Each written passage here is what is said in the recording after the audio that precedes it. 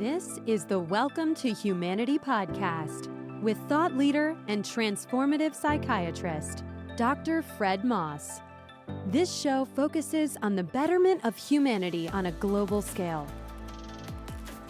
Each episode will leave you enlightened, inspired, and ready to make an impact in your world. Welcome to the show. Welcome to your life. Welcome to humanity. Here's Dr. Fred. Well, hello. It's Dr. Fred, and welcome to another wonderful episode of the Welcome to Humanity podcast. I am the host of this podcast and have been the host for well over a year now. It's always a pleasure, and part of the pleasure, and I've spoke to this at other times, is I get to meet people who are really up to something. I get to meet people who are self-vetted or vetted by mutual friends or colleagues who are making a dent in humanity somehow. Now, most of us are actually making a dent in humanity, and most of us don't even know the dent that we're making. And so each and every one of us is extraordinary, really. And I really do mean that. And that's where I launch from. But today we have someone who actually is making a difference by sort of walking back to what it means to be human. And I think we'll get a little better look at it. I'm not sure that he would agree that's exactly what he does, but that's what I see, having recently read his book and having really carried on a little bit with what makes this man tick. It's an opportunity to just settle back into humanity and have that work for us. So the man we have on today, his name is Ari Galper, and Ari is the world's #1 authority on trust-based selling. And he's the CEO of Unlock the Game and of Trusted Authority. And wow, I know that what my wife and I have really dug into your books, Ari. We've already really are pretty excited about what you bring to the table and how you bring what you bring to the table. So first of all, welcome to the Welcome to Humanity podcast. Thank you, Fred. I appreciate it. We're looking forward to this. It's really wonderful to have you here, and you're welcome.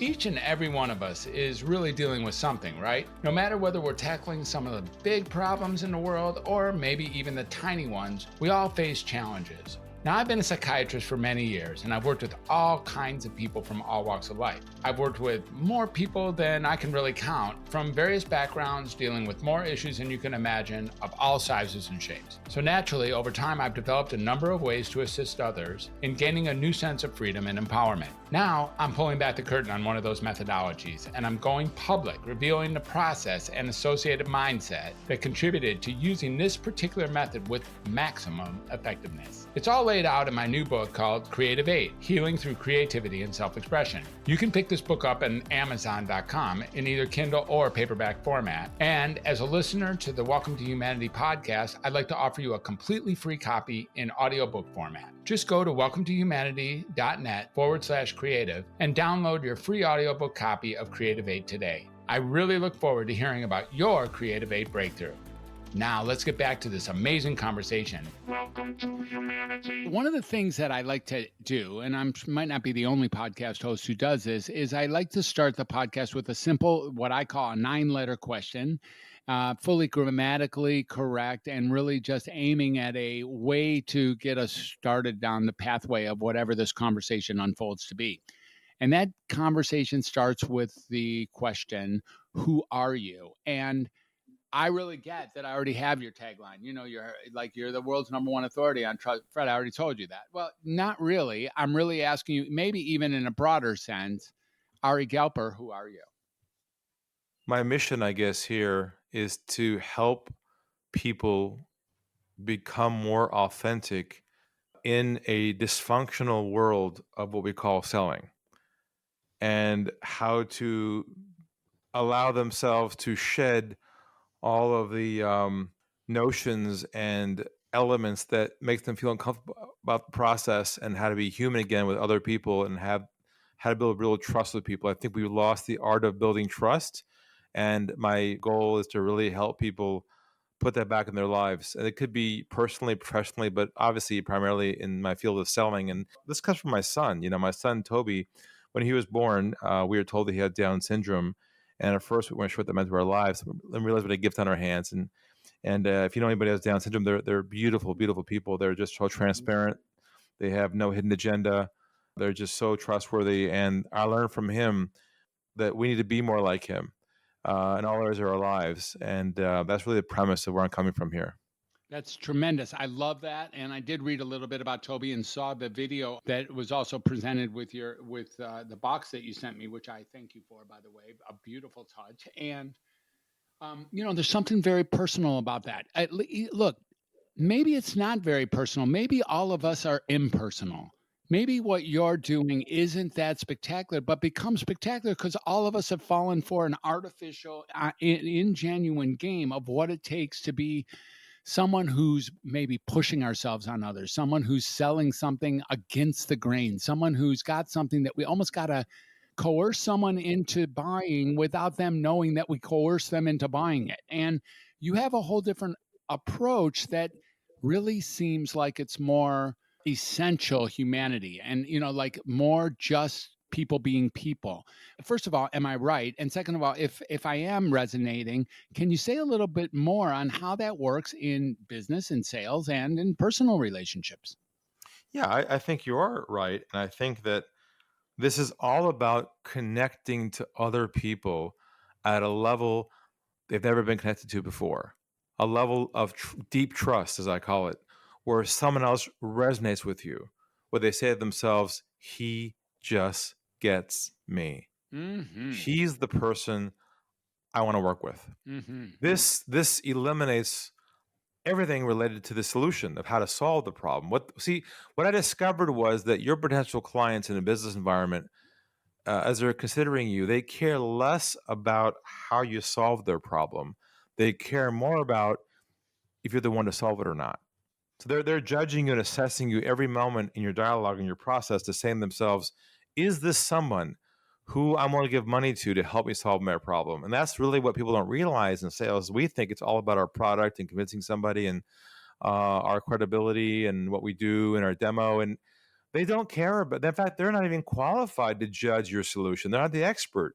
So this is about shifting and letting go of your agenda and focusing on their agenda 100%.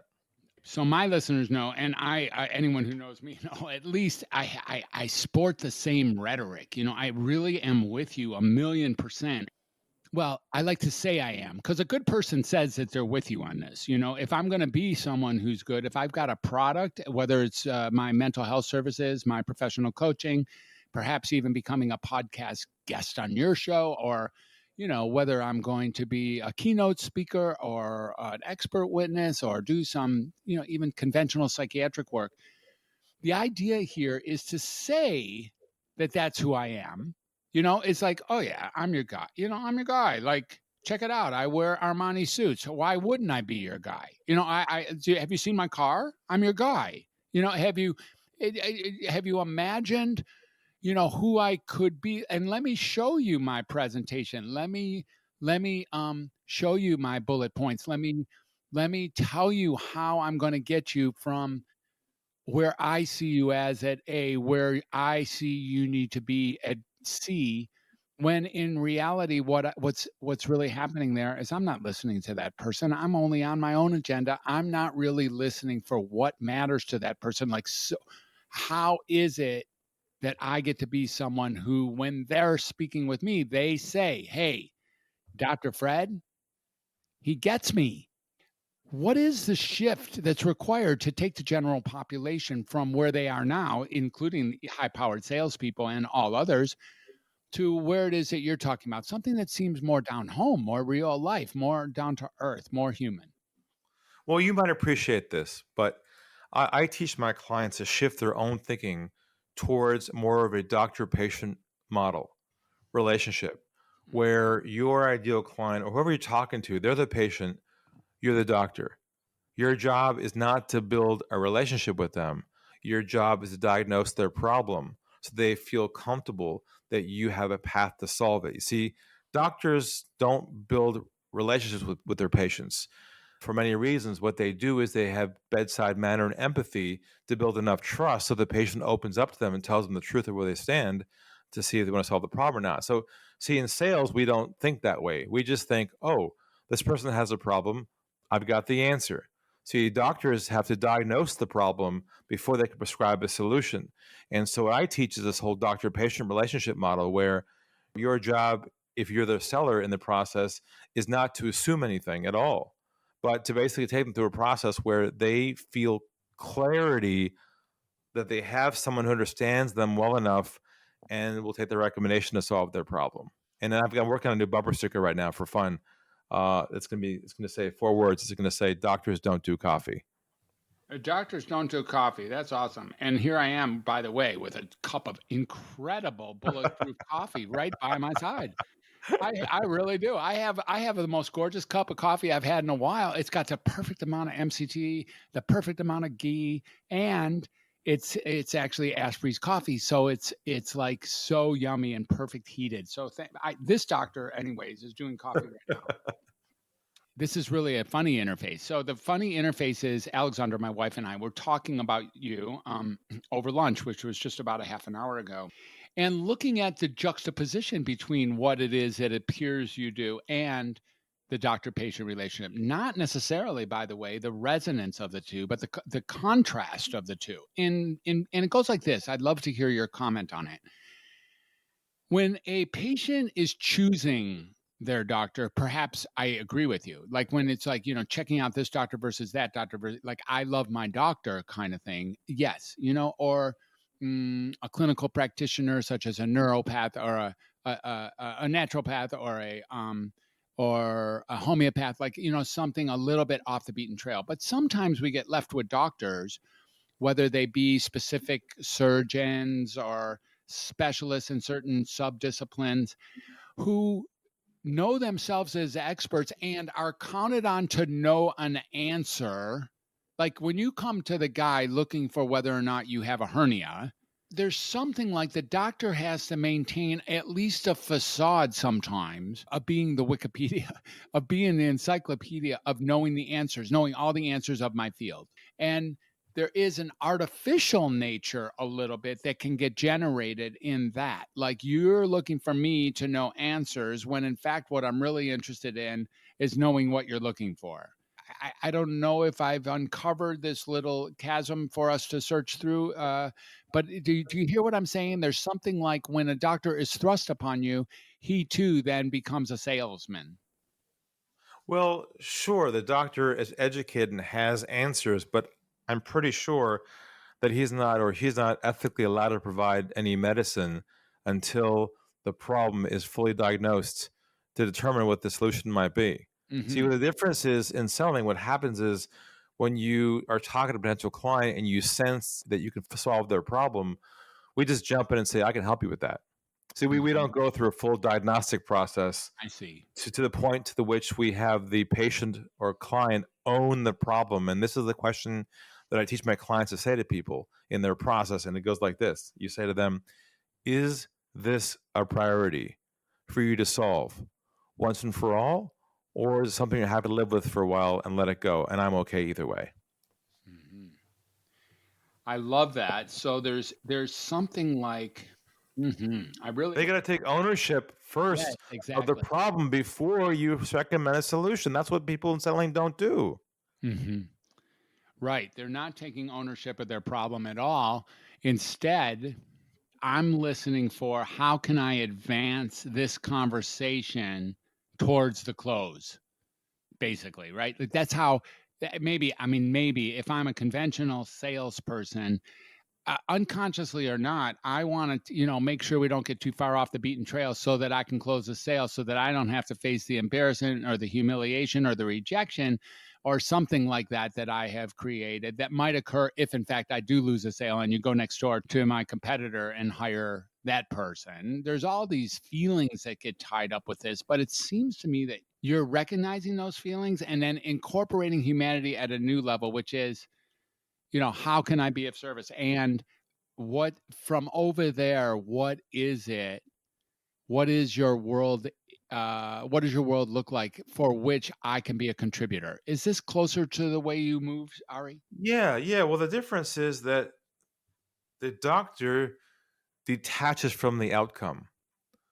They are present in the moment and they're focusing on where they're at the moment. The salesperson or people in the business from selling, they're already thinking 3 steps ahead in the back of their mind. Mm-hmm. They're saying to themselves, "Ooh, this is qualified. This looks good. If I can move them forward, this looks." See, they're listening, which is passive. They're not actually hearing, which is active, and they're not being present in the moment. And the other person can feel that from. That's what causes the wall to go up and distrust to occur. Because with the doctor, you feel they're being present with you at that moment. They're not assuming anything at all or making assumptions. Mm-hmm. That's great. And I have a question. And you're kind of. I think it makes a lot of sense. There's kind of a generalization there of how sales go.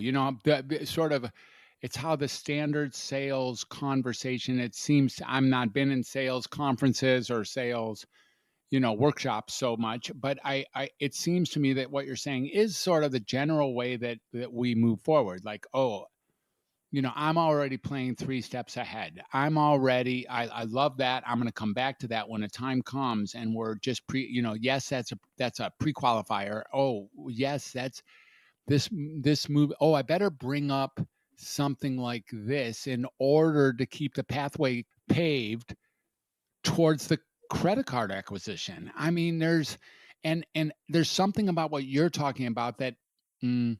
Are you working with salespeople? Is that your primary clientele, that you're adjusting the way they, if you will, close sales or relate to clients that have bought their services, or however that is, by adjusting the rhetoric, by adjusting the vocabulary, by adjusting the being and the approach, all the above? What do you say to that? There's 2 levels. One is the mindset level, where you shift your thinking and you detach yourself from the outcome. That's step number 1. Yeah, that's so awesome. Step number 2 is the languaging that we developed our own proprietary languaging called trust-based languaging, which is the words and phrases that use that bridge the mindset to the other person. It's the connectivity, it's the plugging in that allows that to occur. So I'll give you an example. Let's say you're having a first call with a possible client over the phone, a first conversation, and it's a good conversation. The call is going well. Looks like a good fit. They're qualified. The call comes to an end. Normally, at a call like that, we say things like, how about we move forward? How about the next step? We try and move them to a next step. But what can happen if you try to move them forward and they aren't ready yet? What do you break with them right there in the process? You break trust with them, right? If you move forward too quickly. So in our world, same scenario. Here's how it goes. Call is going well. They're qualified. Call comes to an end. Rather than saying, hey, how about we move forward? What we say instead is this. We say, where do you think we should go from here? And I'll say it again. Where do you think we should go from here? And that shifts the power to the other person where they feel comfortable opening up and sharing the truth of where they stand. Just by that one shift alone, with that languaging, without focusing on the next step forward. Ari, I don't know if you've ever looked at this, but I look a lot at language, and I'm going to say something about how beautiful it is that's what you say at the end of the first call, which is it's not coming out of your mouth as a script when you say that either. And one of the things I really notice is the lack of emphasis on on the word you. Because if I say, so where do you think we should move from here? Right. Implies immediately that I think we should move forward. Right. The tonality and delivery of this is half of this whole process. Half. Is the centeredness, creating space, allowing them to engage. Love it. You talked a little bit about that that important call you had. It's a really, I'm sure you can share that with our listeners. All that happened is you got privy to what happens in the background when you're shocked that the second call isn't going to happen. You got privy to the actual process in the background when they didn't hang up the phone. And so you ended up experiencing I am giggling at some level because of the discomfort I have with you having been privy to, okay, we're not going with him. And first of all, it's probably important that you share that, share that now so that we don't get too far off in a topic that our listeners don't understand.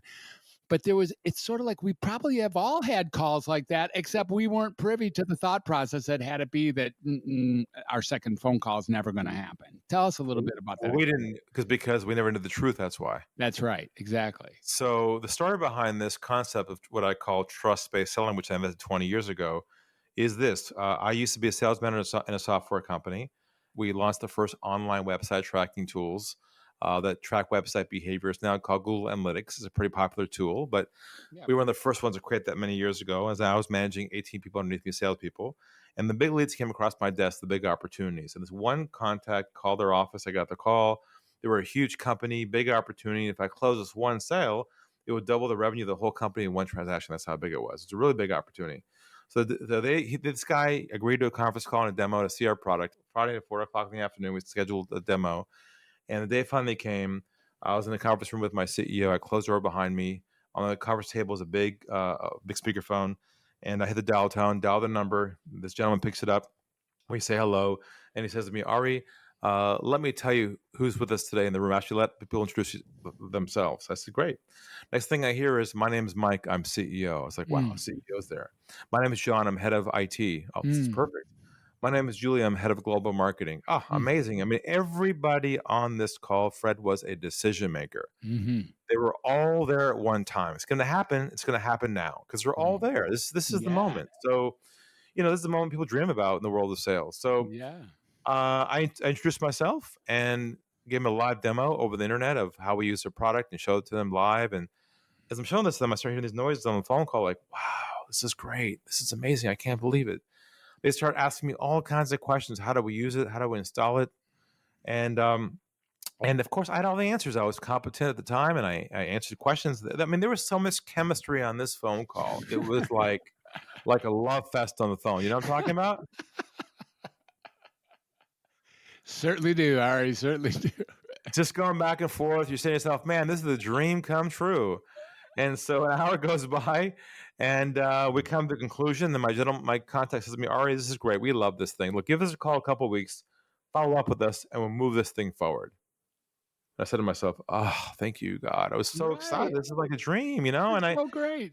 Here comes a great weekend. Everything, and your CEOs, everyone. It's so perfect. I was getting the high five on my shoulder. I was like, yeah, Ari, nice job. And so I said my goodbyes. I took my arm and my hand, and I reached for the speakerphone, hit the off button. As I'm reaching for the off button, complete accident, I hit the mute button instead of the off button. They were right next to each other. And when I hit the button, a small click happened, and they thought I hung up the phone. In that split second, they started talking amongst themselves. And I said to myself, Ari, go to the dark side. Be a fly on the wall. Go where no one's ever gone in the world of selling. Go to the truth. So I listened in for a couple of minutes. They started talking amongst themselves, thinking I left the call. Now, you'd imagine after a call like that, you probably hear things like, hey, this looks interesting. Let's move this thing forward. Let's investigate this. This is positive. But you know what I heard in that call? I heard the exact opposite. I heard things like, we're not going to go with him. Keep using him for more information. And make sure we shop someplace else cheaper. Knife in heart twist. Fred, I was in a state of shock. I could not believe I was lied to. I can't believe after all that, they didn't tell me the truth. And I realized that moment that somewhere along the way, it has become socially acceptable not to tell the truth to people who sell. Right? It's okay to say things like, sounds good. Send me information. Oh, we're definitely interested. Send me a proposal without any intention of buying at all. And I was like, wow, I can't believe this is going on. I didn't even realize this. And then I asked myself, why were they afraid to just tell me the truth? I'd be okay with that either way. And I realized the reason why people aren't comfortable revealing their truth is because there's this invisible pressure that flows underneath every chat you have with someone pre-sale. And there's this pressure of a lack of trust there. So you hold back, you defend yourself, you don't give too much away to be vulnerable. And that lack of vulnerability creates this pressure in the wall that comes up. And you end up with, chasing these, what I call ghosts.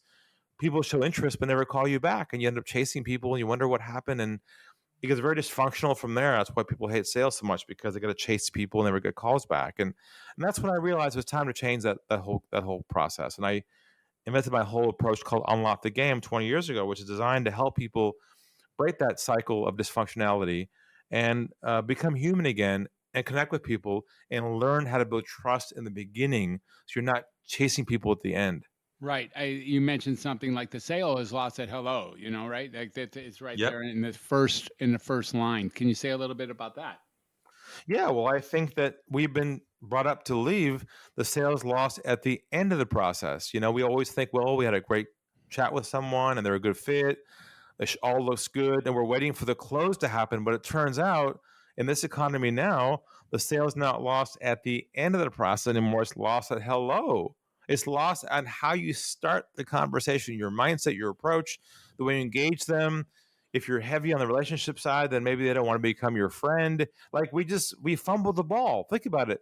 They've got the problem. Mm-hmm. We have an answer, but what do we do in the middle of it?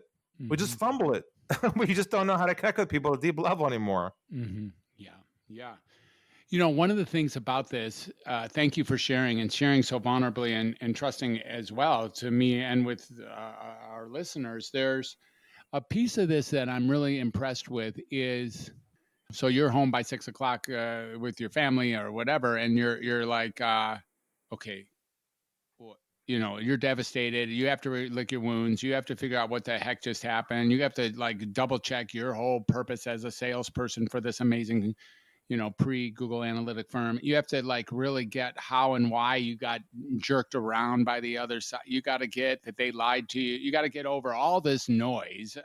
I am very impressed with the idea that you not only took it on as, it's because they don't trust me, or it's because trust isn't established here, and how you then take it upon yourself to alter that playing field. That it's not, it's not that there's some control, there's some locus of control that you assume in the next few days, weeks, months, as you develop this program, the early stages of it, that there's something we can do, that the onus is on us to create that trusting relationship, us being the salespeople. Can you say a little bit about that?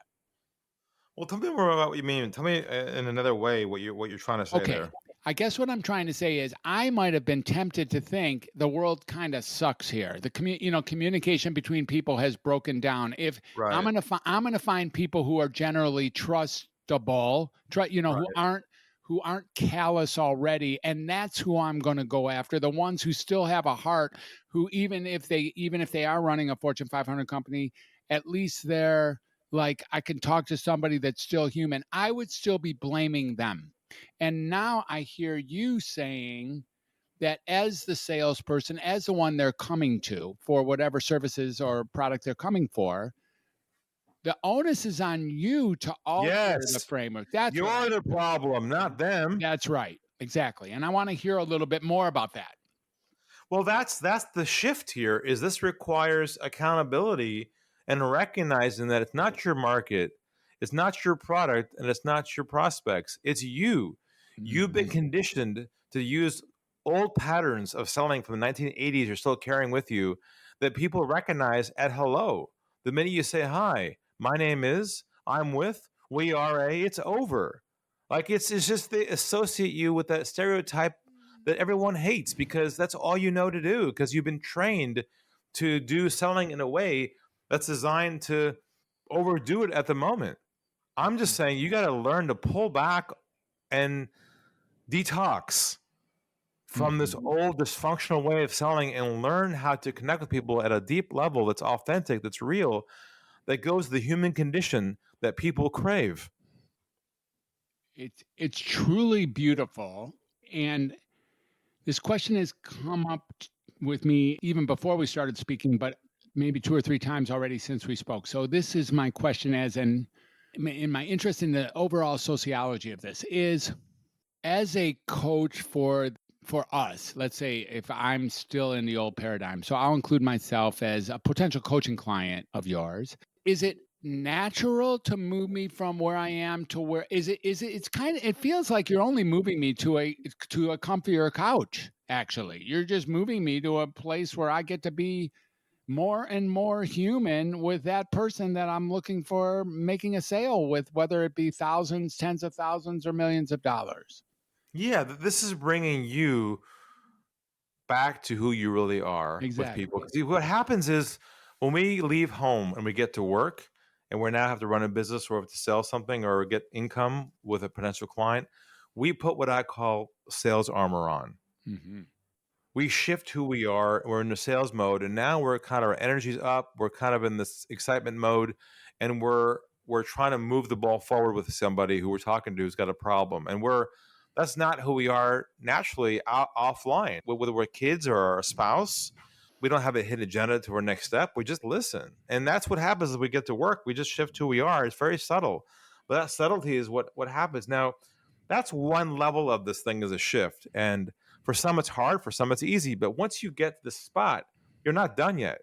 You now have to have a framework and a process that you put in place Mm-hmm. to make this work so it's seamless every single time and predictable.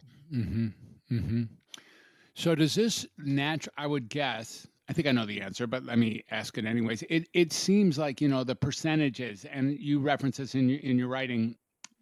I know if I make 30 calls, I'm going to have if I have 30 cold calls, or let's say I have 10 discovery calls that, I'll be able to close 3 of them, and one of them will pick on my high ticket offer, down the road, some sort of numbers game that goes 10-3-1 or something.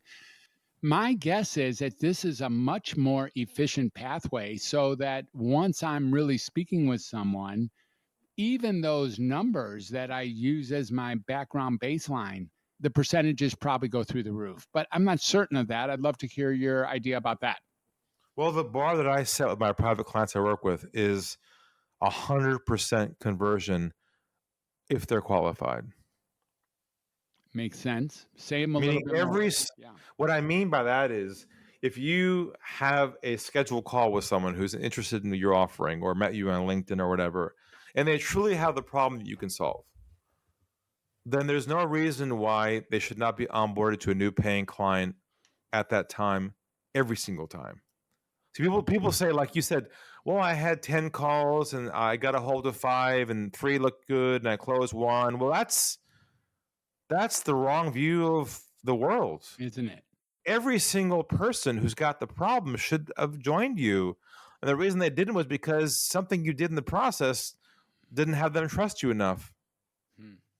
If they don't have the problem, of course, then they're not a fit. You disengage. But I assume people who are talking to you are in your zone to some extent. All right. Now, Ari, kind and sweet as your voice is, and, your whole presentation and all of it, there's something here that's kind of wickedly bold and radical called responsibility and accountability that you hold to, in this idea that I really am responsible. If I have a solution for someone's issue for which they approach me and they're actually looking for something I have, it is all me to have that be 100% conversion. Yes, your success is based only on you. No outside variables. Thank you. Exactly. I couldn't have said it better. I mean, that's exactly right. My success is based on me. Your ability to be open and learning how to do this right the first time. Mm-hmm. And to retrain yourself to sync up with how the world's changed and how your clients feel about you. Now, Ari, there's going to be people out there who need a widget. They need a widget for their weed whacker, and they hear that I have a widget, and next door, Peter's got a widget, and next to him, Jim's got a widget, sales. And, these guys are so burnt out. These potential buyers are so burnt out with getting screwed over and, being lied to. And, I remind them of their uncle who was a liar back in the day, that couldn't it be in their territory that they're not trusting me? I mean, couldn't it be that they're just simply unable to trust me, even if I am a sweet and loving, totally listening, trusting salesperson? Yeah, they have PSTD. They have shock from their experience in the past. So they're bringing to you that same worry and frame and fear that you'll be the same as everybody else. That's what their assumption when they talk to someone like you in this scenario is you're the same as everybody else. Right. You got to shift their thinking by changing your approach. I'll give you an example. Like, let's just say you're having a first call with somebody over the phone and they're looking to buy your services and you have service like everybody else. They start with this. I'm looking to shop around and I'm looking to hire this. I'm looking for this and tell me about why I should hire you. Okay. They're coming with the mindset of shopping. Yep. You got to stop their train of thinking immediately and shift it back to you're the one selecting them. They're not selecting you. And the way you do that is you say this. You say, no problem at all. I'll be happy to walk you through everything you need to know in detail. But if you'd be open to it, it might be helpful if you can walk me through a little bit about what the issues are you're trying to solve and your challenges, and I can kind of match up what I have on this end to see if it's a fit or not. Would you be open to that? Mm-hmm. You flip it so that they now talking about themselves and their problems. Mm-hmm. Now you're back to the doctor-patient relationship again, where you can diagnose their problem and make a recommendation if it's a fit. The homeopathic model of the doctor-patient relationship uses something called a constitutional analysis, and it's a little different than a history and physical, and it may be more applicable here. This is for classical homeopathy, as it will.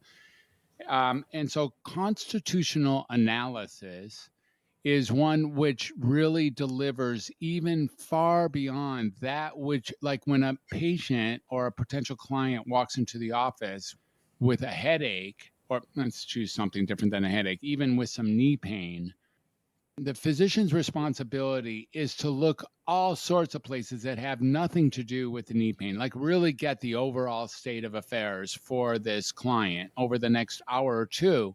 It's an extensive process, this constitutional analysis. And generally, it's meant to be a very robust and relatively exhaustive, comprehensive conversation that leaves open the space for the client patient to be very honest about what else is going on with their body, what else is going on with their mind or in their relationships, and how that might contribute to the overall gestalt of what's being asked of us. Is that above the pay grade of what you're talking about here, or is that? No, you're in the right line of thinking here. The difference here is we're adding a level of boldness to this process. Exactly, yes. Where you challenge their own thinking and you can penetrate the walls they still have that you can't see by them realizing you're not going to allow them to give you the breadcrumbs to chew on when you know there's more behind the surface. And I call this going below the iceberg with people, where they commonly give you just the surface level of the issue. And then what we do is react to that. But instead, in our world, we don't react to the surface level issues. We amplify and unpack the issues, and we help them identify the impact of that. We do it like, I'll give you an example. Like if someone says to you, I'm here for some help with X, rather than saying, okay, well, I can help you with that for sure. What we say instead is this. We say, can you tell me a little bit more about that? And that now unravels below the surface what their real issues are, because that takes them to a level of vulnerability they would not tell you at the beginning because they don't trust you yet. But what you do is you help them amplify and understand the impact of their issues, and ask them at that point at the bottom of the iceberg, as I said before, you ask them, is this a priority for you to finally address once and for all? Really just yesterday, I went through a mock sales discussion with a coach of mine. He's my coach. He's one of my coaches. And we did the same thing. He's like, okay, Fred, sell me your services. And so he presented a remarkably accurate situation of his own personal circumstances right now. Then I was aware of most of them, but he even presented a little bit further as I delved a little bit further. And having actually read a little bit about your book, I think I used some of the techniques that you espouse. I came across another challenge here that I wonder if you can address, which is as a psychiatrist, our ancestors were psychoanalysts, whether that be like, oh, can you tell me, so the classic question of a Freudian or even a Jungian psychoanalyst is frequently, can you say more about that? Or, what else do you want to say? Like, open-ended questions that leave open all answers. And even when the client or the patient or the analysand in this case has answered the question, I am left as the interviewer with wondering whether or not it's safe, clean, kosher to ask a next question. Like, when is it that I know that I have reached the so-called bottom of this iceberg enough to be able to get the problem and get that they get that I get the problem? Here's the bottom of the iceberg. You ready for this? Yes. When they say to you, how can you help me? Interesting. That's the ultimate point of vulnerability where they ask for help. Then you know they're ready to be onboarded. And from there, we have a process we developed called a roadmap model process, where you basically walk them through your roadmap for how you help them solve that problem. You don't sell your services. You use a meta step where you show them visually how the problem is solved, and then you onboard them from there. That's part of my one-call sale process I developed for my private clients.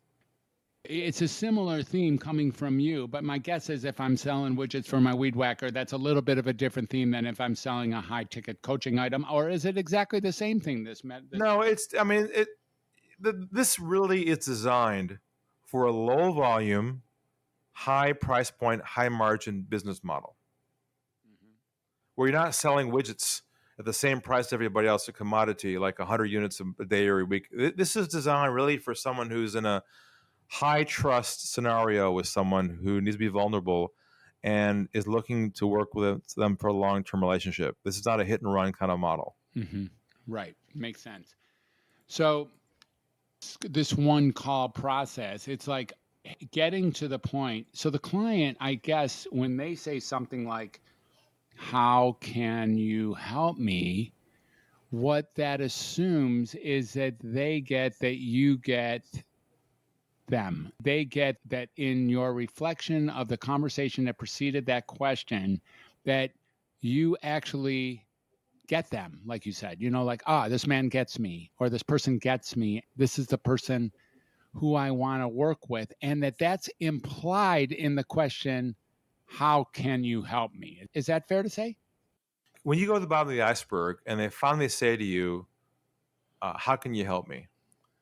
Then they're ready to be onboarded. And you can now use languaging like, if it'd be okay with you, I'd be happy to walk you through what my framework is and roadmap is for how I help clients like yourself solve the exact problem that you have. Would you be open to that? Mm-hmm. You're still asking permission. You're still got to be sensitive for how you bring them forward without them feeling like they're about to be closed. Right. This isn't a pathway to the... This is not the one call close. Exactly. Right. This is the one call getting to the truth of whether you're fit with them or not. And you disengage if you're not. You walk away. A no is weighted equally as a yes. See, in normal sales, it only is a yes or nothing. See, with our world, it's a yes or a no. Either way is fine. Mm-hmm. Right. That makes sense too. There must have been, after that phone call, beforehand, you were the classic salesperson and extremely successful. It sounds like, in a company that eventually grew up to be, talk about a bold and important company in our present day and age. This Google Analytics stuff is critical to a lot of major companies. So before that weekend, before you got stung with that call, you were one of them. You just were really, really good at scripting and creating and, doubling the revenue, the yearly revenue for your whole company. And then something happened on that call where you decided, or where maybe the world decided for you, that it's time to go deeper into humanity and create relationships even more so than close sales. There's or as Yes. a function of Yes. close sales. Yeah. Yeah. From that experience, I quit my job. Interesting. And I said to myself, enough is enough. I've got to do something here to change the whole dysfunctionality of the entire sales industry. Because no longer should we accept this dehumanization of ourselves by having to be subservient to the point of chasing people who no longer are going to buy from us anyways. And that, because that is disheartening and dehumanizing to have to do that with your own self-esteem. Why should you have to chase someone? It doesn't make sense at all to me. Mm-hmm. That's interesting. So there's this dehumanization on both parts. This person has to, like, not answer the phone when they see your. Yeah, want to hear a little funny joke here? I just realized this. Yeah. When I was, it's not an actual joke, it's an actual truth. I get a call, including, I believe it was yesterday. It may have been the day before yesterday, but I'm pretty sure it was yesterday. Every 6 weeks or so, I get a call with the caller ID being Oregon, the state of Oregon. Right. When I get that call, I don't answer it. I let it ring through. And that person doesn't leave me a voicemail. But when I do answer it, which sometimes I want, I do some expert work. So occasionally I have a lawyer team in Oregon that I work with. So I'm always wondering if maybe this is someone like that. When I do answer it, you know who it is? It's flipping Google Analytics, Ari. Isn't that hilarious? It is them. It really is. I'm not kidding. It's Google Analytics coming out of Oregon telling me that they've got a process for me for which I'm a perfect candidate for. And I'm tired of them. It's one of the only calls that I get repetitively. It's like I'm on someone's call list. Right. And every 42 days, I'm tripped for a quota. So somebody who's got to make 200 calls a day has to call me or something. Right.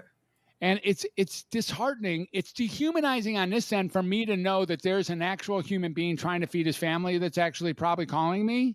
Right. I have to say no to him when, frankly, I'd love to hear a little more about who the dude is, but that's not what this is about. And super dehumanizing for them because I'm number 97 on a call list of 200 today. And he's just as happy that I'm not answering because he gets to get call number 98 done now. Right. Totally weird. Yeah. He's stuck in that loop of dysfunctionality, treating people as targets and not human beings. Yes, exactly. And most of us are. So what has been the outcome, or what has been the general outcome of the clients that you now have as coachees, or the ones who you collaborate with, or the ones for which the model of trust-based selling or Unlock the Game is being utilized? What is your job just a blast now? Do you wake up in the morning eager to get to work with the people that you talk to, or is that just a standard understanding of what happens when you apply your program? Yeah, no, there's two levels of excitement here. One is the results. To be able to, I just finished work with a financial advisor who's now, his issue was he would have multiple steps to be able to onboard a new client. He'd have a one call for a qualification call, one call for a diagnostic call. And he found himself chasing people in between each step. And then they would lose interest after a while. And he was sick and tired of having to degrade himself and chase this person. And so I work with him, and he's able to now compress the sales cycle down to one single conversation. And he's now converting 100% of every single call coming in, every single one. It has changed his whole life after 35 years. Not only is he making more income, help more people, but he himself feels cathartic and relaxed with the whole process, and no longer is it pressure on him anymore. He now enjoys the nourishment of going home every night knowing he's connected with somebody and help them. So he's being paid a lot more money, and he's just a happier person. That's so awesome. So one of the things that I'm curious about, in order for me to be this kind of person who sells my product, it seems like the rest of my personal world has to be at least a little bit in order. I have to set aside my agenda. Even as I speak to you now, there's little pieces like this Google Analytics story where I want to share with you that I learned this there. I want to connect, I want to change this agenda of this conversation. There's a part of me, my ego, we would call it in my business, that is really interested in making this about me instead of about either you or the process. It seems like I have to have my world together a little bit in order to apply the trust-based selling concepts to my everyday conversations. And I have to have things enough taken care of that they're not nipping me all day. Or is that just a fallacy? Maybe the fact that they're nipping me keeps me human in the conversation and I can share. Is there meditation or growth and development work, or is there, go ahead. It sounds like you had. Well, I don't think we have to accept being nipped at anymore.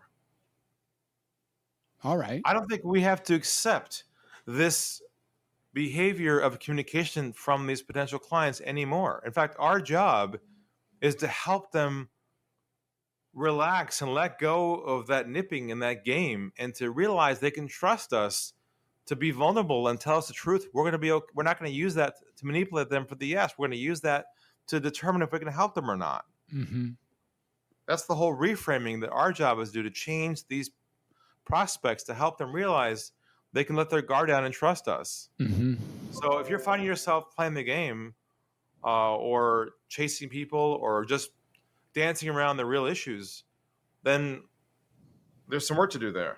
Well, this is kind of my point. The work to do to become honest, genuine, authentic, in integrity, present, listening, radically responsible, accountable. Those kinds of things that are at least at the core, most of those things I think you would agree are at the core of what you're asking us to utilize in our conversations. Well, they don't just come because they don't just, if I'm already caught up in the game, maybe I'm not a real candidate for this. I mean, I need to get that my old style is not informing me properly, is not advancing me as a human. If in fact, even if I'm making sales, if it's completely unsatisfying, or I'm manipulating or coercing my clients into buying a product through a shell game of some nature, it's up to me to have to want to break down what wasn't working. Even if I don't get a phone call opportunity like you did, I have to look in the mirror and get my life isn't working if I'm lying, or so that honesty becomes an important piece here too. And not every human, in my experience, has access to their own capacity to be honest, authentic, genuine, present, all the things I listed earlier. Is there only a typical client who's interested in Ari Galper's program or presentation style? Well, I think everybody who makes a living, has to make a sale to make a living, is interested in something, a way to solve this functionality. But the ones who really engage and embrace this are the ones who are most open to being vulnerable themselves and challenging their own thinking and being willing to learn and get help. Mm-hmm. It's the same thing that I'm talking about for the patients, the same thing with the clients. It's like, if you have a closed attitude about it, that you know everything and you're a glutton for punishment and you'll accept that as part of your normal world of living, like you're abused and that's the way life is, well, that's your problem. But if you're open and willing to make a change and transform your success in yourself and get some guidance to do that, then you're perfectly set up for success with us. That's so great. I totally get that. I may be that kind of guy. I did get your box and your package, and we probably will be talking soon. Gosh, I could, of course, continue to speak with you, and I think we're at a pretty good place here to at least taper away, taper down where we've been. Unless you have anything else to add, my curiosity is, for those of us who are interested in you, and I certainly am, how can we find you? Where is the best way to find you? Where we can learn about you? And, which books might we buy, or which websites or social media platforms should we explore visiting? Well, the best place to go really is first to unlockthegame.com, just like it sounds, unlockthegame.com. From there, there's a free intro course. My Unlock the Sales Game book is there. Toby's book. Also have a new book coming out next year called The One Call Sale.